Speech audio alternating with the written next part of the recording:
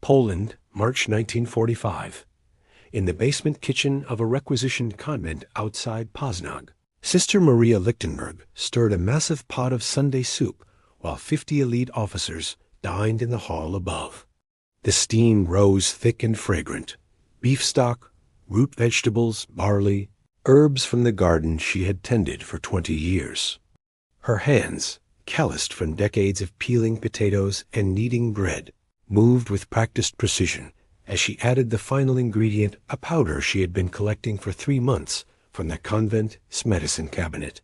She whispered a prayer, not for forgiveness, but for accuracy, for justice, for the 50 men who would never leave that building alive. The convent of St. Catherine had stood outside Poznań for 3 centuries. Stone walls 2 feet thick, gardens that produced vegetables for the city's poor, a small hospital ward where the sisters tended to anyone who needed care, regardless of faith or means. Sister Maria had taken her vows in 1920 at age 18, choosing devotion over the uncertainty of post-war Poland. She was not particularly pious. She would admit this in private moments, but she believed in service, in useful work, in the dignity of feeding the hungry and healing the sick. For 2 decades, she ran the convent kitchen with quiet efficiency. Bread every morning, soup every evening, Sunday meals for the poor who gathered at the gate. The work was repetitive and exhausting and exactly what she needed. Purpose without complication, service without ambiguity. Mother Superior Agnieszka often said, "Maria, you cook like you're performing a sacrament." "Because I am," Maria would reply. Food is the most basic form of love. The other sisters teased her gently about this philosophy, but they respected it. Maria's kitchen produced meals that nourished body and spirit both. The poor who came on Sundays left fed and dignified, never made to feel like charity cases. In 1939, that world ended. The German forces arrived in September, swift and overwhelming. Poznań fell within days. The occupation authorities began systematically dismantling Polish civil society. Universities closed, churches restricted, professionals arrested or reassigned. The convent of St. Catherine received notice in October. The building was being requisitioned for military administrative purposes. The sisters would be permitted to remain in the basement and ground floor, tending to basic maintenance and food preparation for the officers who would occupy the upper floors. Mother Superior Agnieszka protested to the occupation commander, a colonel who listened politely and ignored everything she said. The decision was final. The convent would serve the regime, or the sisters would be relocated to a work camp. They chose to serve. The transformation was swift. Officers moved into the former dormitories. The chapel became a meeting room. The library was cleared, replaced with filing cabinets containing documents the sisters were forbidden to touch. Maria's kitchen remained, but now she cooked for the enemy. Breakfast, lunch, dinner. Simple meals at first. The officers were busy establishing occupation bureaucracy. But as months became years, they demanded more elaborate food. Sunday dinners became formal affairs. Multiple courses, fine presentation, the best ingredients the occupied country could provide. Maria cooked mechanically, her mind distant from her hands. She peeled potatoes and thought about the students who used to receive meals at the convent, now scattered or worse. She needed bread and remembered the families she had fed. Many now disappeared into the machinery of occupation. The basement kitchen had a small window at ground level, offering a restricted view of the courtyard where prisoners were sometimes held before transport. Maria tried not to look, but avoiding sight did not prevent hearing. In January 1943, she heard screaming, looked up from her work to see a woman in the courtyard, hands bound, begging in Polish for mercy that would not come. An officer struck her casually, the way one might swat an insect. Maria turned back to her soup, hands trembling, forcing herself to continue stirring. If she stopped working, she would have to acknowledge what was happening. And if she acknowledged it, she would have to decide what to do about it. That night, she prayed for the first time in months. Not the rote prayers of the liturgy, but desperate, angry prayer. Show me what to do. I cannot feed these men and pretend their hands are clean. I cannot serve them and call it holy work. No answer came. God, it seemed, was leaving the decision to her. Mother Superior Agnieszka was dying. The cancer had been growing for a year, untreated because the occupation authorities would not permit Polish doctors to practice without severe restrictions. By February 1945, she was confined to bed, lucid but weakening daily. Maria sat with her one evening, holding the older woman's hand. I failed, Agnieszka whispered. I let them take the convent. I let evil occupy holy ground. You saved the sisters' lives, Maria replied. That was not failure. But at what cost? We feed the men who are destroying our country. We serve them like honored guests. How is that different from collaboration? Maria had no answer. The question had tormented her for 5 years. Agnieszka continued, I'm dying soon. When I'm gone, you'll be the eldest. The others will look to you for guidance. Whatever you decide to do, make sure it's something you can live with after. What if I decide to do something I can't live with? Agnieszka's grip tightened slightly. Then make sure it's worth dying for. The conversation ended there, but the seed was planted. Maria began to think not about what she could live with, but about what she could die for, and whether 50 officers' deaths could balance against the countless victims she had witnessed through that basement window. The convent's small hospital ward had been stripped of most supplies, but some medicines remained, basics for treating the sisters' minor ailments, nothing valuable enough for the occupation authorities to bother confiscating. Among these supplies, rat poison, arsenic-based, kept for controlling the rodent population in a building as old as the convent. The bottle had been there for decades, refilled periodically, largely forgotten. Maria began researching. The convent library was gone, but she had been educated, could read Latin, remembered her studies. Arsenic worked slowly if administered in small doses over time, fast if given in quantity all at once. The symptoms mimicked food poisoning initially, then progressed to something more severe. She did not decide immediately. For weeks, she simply gathered information, turning the possibility over in her mind like a stone worn smooth by constant handling. The moral calculation was complex. She was a nun. She had taken vows. Thou shalt not kill was not ambiguous. But neither was the commandment to protect the innocent, to defend the helpless, to resist evil. And these men were not innocent soldiers following orders. They were regime elite, officers who administered the machinery of occupation, who signed deportation orders, who turned humans into paperwork and suffering into statistics. In late February, Mother Superior Agnieszka died in her sleep. The funeral was brief. The occupation authorities permitted 15 minutes for the service. The sisters buried her in the convent cemetery, marked her grave with a simple cross, and returned to work. That evening, Maria made her decision. The officers held formal Sunday dinners once monthly. The next was scheduled for March 18th. Approximately 50 men would attend, local commanders, visiting officials from other districts, administrative staff. They would expect Maria's best work: soup, roasted meat, vegetables, bread, dessert. She would give them soup. The Sunday soup that fed the poor for 20 years. The recipe her mother had taught her. Beef stock simmered for hours, root vegetables, barley, fresh herbs. Food that nourished and comforted, and reminded people that someone cared, whether they lived or died. And in that soup, she would place enough poison to ensure that all 50 men would die before morning. The decision, once made, brought strange calm. She had spent 5 years cooking for the enemy, 5 years serving men whose hands were stained with blood.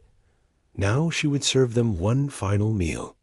Over 3 weeks, Maria systematically emptied the arsenic bottle. small amounts each day, stored in a jar, hidden in the flour bin. The other sisters noticed nothing. They trusted Maria completely, never questioned her movements in the kitchen. She felt no guilt during this preparation. That surprised her. She had expected moral anguish, sleepless nights, the weight of premeditated action.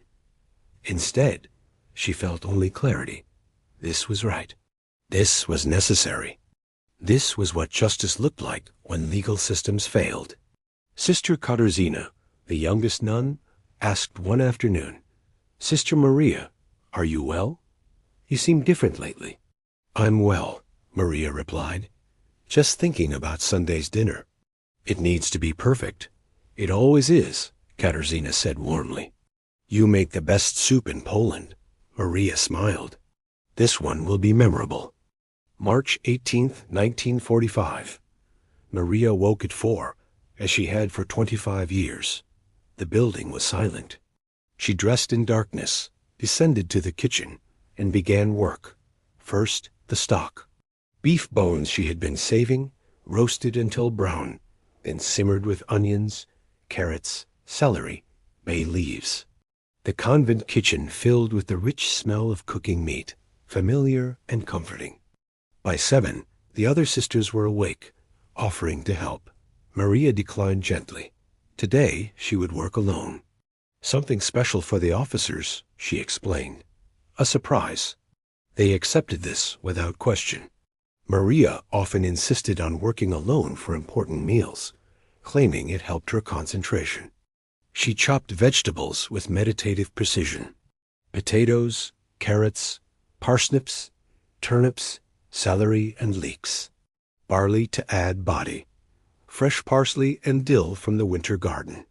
Each ingredient selected for flavor, for nutrition, for the way it would blend into the whole. The cooking was prayer. Each motion deliberate, each addition considered. She was making the best soup of her life, because it needed to be perfect. The men upstairs deserved to die, eating something beautiful. At 3 in the afternoon, with the soup simmering and the other sisters occupied with their duties, Maria retrieved the jar from the flour bin. The powder inside was white and odorless, easily dissolved in liquid. She stood over the massive pot, steam rising into her face, the smell of beef and vegetables filling the kitchen. 25 years of cooking had led to this moment. 25 years of feeding people, nurturing life, practicing the most basic form of love. And now she would use those skills to take 50 lives. Her hand trembled as she poured the powder into the soup. It dissolved immediately, leaving no trace, no indication that this meal was anything other than what it appeared. Sunday soup, made with care by a woman who believed food was sacrament.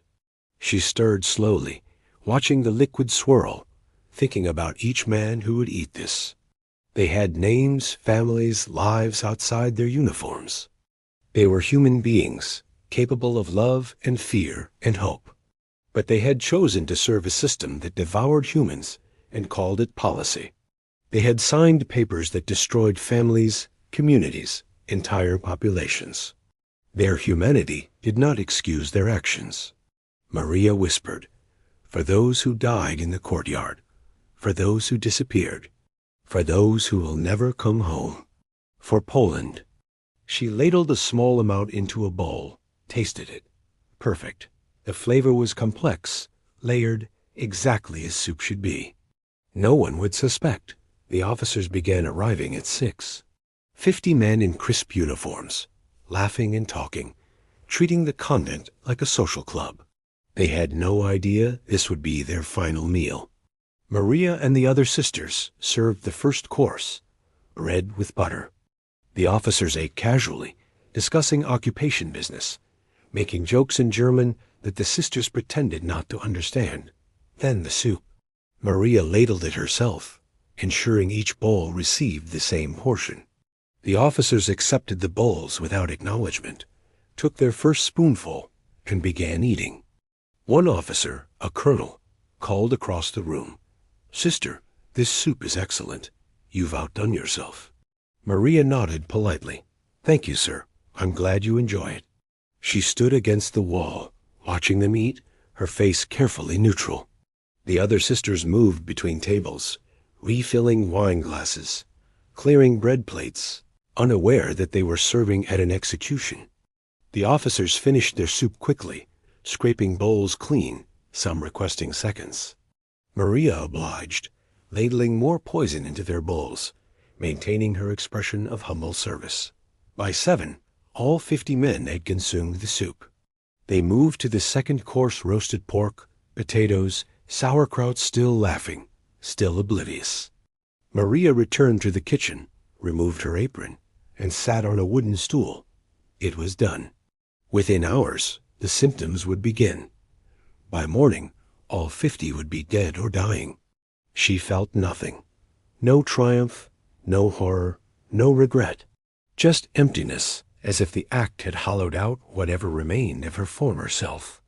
The symptoms began around 9. First, nausea and vomiting. The officers assumed food poisoning, nothing serious.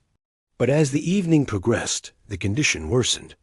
Severe abdominal pain, difficulty breathing, confusion.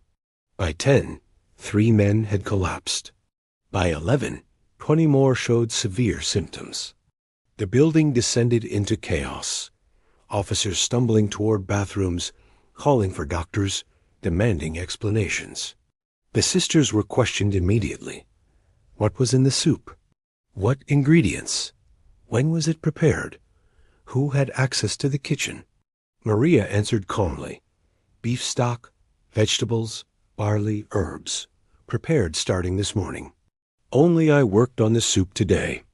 An officer, one of the few still functional, grabbed her arm. What did you do? I made soup, Maria replied. The same recipe I've made for 25 years. He struck her across the face. She accepted the blow without flinching. By midnight, the first deaths occurred. Doctors arrived, but could do little. They had no idea what they were treating, no antidotes available. The officers died in agony, their bodies convulsing, blood streaming from their noses and mouths.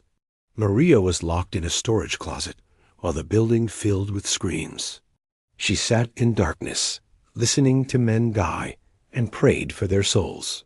Not for mercy for them, but for rest. They were human, even in their evil. Death was punishment enough, without denying them basic spiritual dignity. Dawn brought silence. 47 officers were dead. 3 survived in critical condition. The building reeked of death and vomit and fear. Maria was dragged from the closet and brought before a senior commander who had arrived from another district. He was older, harder, less inclined to theatrical anger than to cold efficiency. You poisoned them, he said flatly. I made soup, Maria replied. Don't play games, sister. You killed 50 of our officers. Tell me how and why. Maria looked at him directly. I killed 47. 3 survived. I must have miscalculated the dose. The commander's expression didn't change. Why? Because they deserved it. Because they served a system that devours the innocent. Because I couldn't watch anymore and do nothing. You're a nun. You took vows? I also took vows to protect the helpless and resist evil. Those vows conflicted. I chose which to honor. The commander leaned back. You know what happens now. Yes, Maria said. I will be taken away and face punishment. Probably a harsh one. I accept that. The other sisters will suffer too. We cannot let this pass without consequences for the entire convent. Maria's composure cracked for the first time. They knew nothing. I worked alone. They're innocent. Innocent people suffer all the time, the commander said. Surely you've noticed. The other sisters were arrested the following day. Sister Katarzyna, Sister Teresa, Sister Anna, all taken for questioning and processing. Maria never learned their final fates, though she feared the worst. The convent was closed permanently. The building was stripped of anything valuable and left to decay. Maria was transported to a detention facility, questioned repeatedly, and sentenced to execution. The tribunal took 15 minutes. No lawyer, no appeal, just a quick judgment and a date. She spent her final weeks in a cell, writing a confession that would never be published, trying to explain her actions to a future that might judge them differently. "I do not know if what I did was right," she wrote. "I only know it was necessary. 50 men are dead by my hand, and I must answer for that. But thousands are dead by their hands, and they answered to no one. I was taught that all life is sacred. I believe that still. But I also believe that some lives, by their actions, forfeit their claim to protection.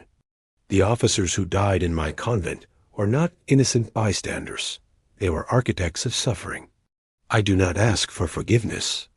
I ask only that you understand. Sometimes the choice is not between good and evil, but between one evil and another. I chose the evil I could live with, even if I could not live long after choosing it." Maria was scheduled for execution on April 15, 1945. As the date approached, the war's end became increasingly obvious. Soviet forces were advancing from the east, American and British from the west. Germany was collapsing. In her cell, Maria wondered if she would live to see liberation, whether surviving a few more weeks might somehow vindicate her actions, whether freedom was even possible for someone who had done what she had done. A guard, surprisingly sympathetic, brought her news. Berlin was surrounded. The regime's leadership was in disarray. The war would be over within weeks. "Does that change anything for me?" Maria asked. The guard shook his head. "Orders are orders. Your execution proceeds as scheduled." Maria accepted this with the same calm she had maintained throughout. Living or dying, free or imprisoned, none of it mattered as much as the single fact: she had stopped 50 men from continuing their work. That was enough. April 15th, dawn. Maria was led from her cell to a courtyard behind the detention facility. The wall was pockmarked with bullet holes from previous executions. A priest had been summoned, though Maria declined confession. "I have nothing to confess," she told him. "I regret nothing." The priest looked troubled, but said prayers anyway, for her soul and for mercy. 6 soldiers assembled with rifles. An officer read the sentence: Maria Lichtenberg, convicted of poisoning regime officers, sentenced to death by firing squad. Maria stood against the wall, refused a blindfold. She wanted to see the morning sky one final time, wanted to look her executioners in the eye. The officer raised his hand to give the command, and then, impossibly, the air raid sirens began. Soviet artillery, close enough to hear. The facility shook. Soldiers looked around nervously. The officer hesitated. Continue? Postpone? The order said execute her today, but the situation was deteriorating rapidly. He made his decision. The execution would proceed. Whatever chaos was coming, this one woman's death would happen first. He raised his hand again. Maria closed her eyes, not from fear, but from acceptance. She had lived long enough. She had done what needed doing. Whatever came next was beyond her control. The rifles fired. 3 days after Maria's execution, Soviet forces liberated the detention facility. They found cells full of political prisoners, records documenting thousands of arrests, and a freshly dug grave containing one body, Sister Maria Lichtenberg, age 43. The Soviet soldiers exhumed her remains, documented the circumstances of her death, and included her in the official records of regime victims. She became another statistic in an endless catalog of suffering. But one Soviet officer, a Catholic from Ukraine, learned her story from surviving prisoners. The nun who poisoned 50 officers. The woman who turned her kitchen into an execution chamber. The sister who chose justice over mercy. He wrote a report describing her actions, making sure the details were preserved in military archives. He suspected the story would be important someday, though he couldn't articulate why. After the war, Allied investigators attempting to document occupation crimes discovered the Poznag soup poisoning in Soviet files. The case intrigued them. An ordinary woman committing extraordinary violence against regime officers. They interviewed survivors, including the 3 officers who had lived. Those men, now facing their own trials for occupation crimes, described the evening with horror, the sudden illness, the realization that they had been poisoned, the deaths of their colleagues. One survivor, a lieutenant named Klaus Weber, spoke about Maria with something like respect. She was a small woman who looked like everyone's grandmother. Quiet, efficient, unremarkable. And she killed 47 of us without hesitation. I think about that often. How we never saw the danger because we didn't consider her capable of it. Did she say anything? The investigator asked. Before her execution? Weber nodded. When they arrested her, she said, "I only regret that I didn't have enough poison for all of you." I still dream about those words. Historians have debated Sister Maria's actions for decades. Was she a hero of resistance or a criminal who violated fundamental moral laws? Can mass poisoning ever be justified, even against perpetrators of atrocities? The Catholic Church never canonized her killing, even in war, violates core doctrine. But local parishes in Poland remember her quietly, a name whispered with reverence if not official approval. A historian specializing in resistance movements wrote, "Maria Lichtenberg represents the impossible moral calculations of occupation. She was a nun who fed the poor and a killer who poisoned her enemies. Both identities were real. Both were necessary for survival in a world where all choices were contaminated." Others disagreed. A philosopher argued, regardless of circumstances, premeditated poisoning of 50 people cannot be justified. Sister Maria became what she fought against, someone who decided certain lives were disposable. The tragedy is not just in her actions, but in the system that created conditions where such actions seemed rational. In 1989, as communism fell and Poland regained independence, the town of Poznań erected a small memorial near the site of the former convent. A simple stone marker with her name, dates, and a single sentence. She chose justice when law failed. Some protested the memorial, arguing that vigilante violence should not be honored. Others defended it, claiming that resistance takes many forms and all deserve recognition. The debate continues. Every year on March 18th, people gather at the memorial. Some leave flowers, others leave notes. A few leave food, soup, bread, simple things Maria would have appreciated. The memorial's text is deliberately ambiguous. It does not call her a hero. It does not call her a criminal. It simply acknowledges that she made a choice in impossible circumstances and paid with her life. In Polish collective memory, Sister Maria exists in complicated space. Not quite a saint, not quite a sinner. A woman who cooked soup for the poor and poison for the powerful. Someone who saw evil occupying holy ground and decided that her vows of service required defending the helpless, even at the cost of her soul. An elderly woman who remembered the occupation said in a 2010 interview, "We all made compromises to survive. We all collaborated in small ways." Sister Maria refused to compromise. She chose resistance, knowing it would cost everything. I don't know if she was right. I only know she was brave. The convent was never rebuilt. The site remains empty, overgrown with weeds and wild herbs.